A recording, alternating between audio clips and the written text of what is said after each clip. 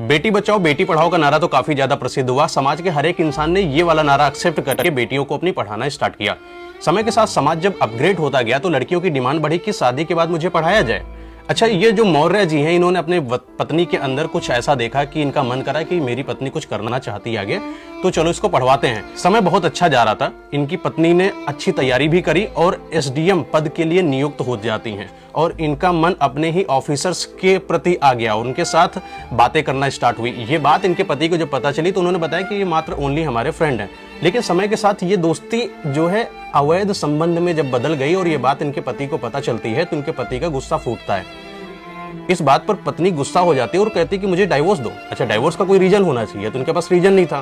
तो पत्नी ने उल्टा ही अपने पति के ऊपर इल्जाम लगा दिया कि तुम दहेज लिए थे। यानी दहेज प्रथा के केस में उल्टा ही फंसा दिया अपने पति को, जिस पति ने उस समय उसका सपोर्ट किया था, जिस समय वो कुछ नहीं थी, जिस समय उसके हाथ में कुछ नहीं था। ये एक ऐसा एग्जाम्पल हमारे समाज में साबित हुआ है कि आने वाले समय में कोई भी युवा वर्ग, कोई भी पुरुष वर्ग शायद ही अपनी पत्नी को पढ़ाने की तरफ आगे बढ़े। क्यों बढ़ेगा आखिर? क्या वो चाहेगा कि उसकी पत्नी किसी और के साथ अवैध संबंध बनाए इसलिए मैं उसको पढ़ाऊं?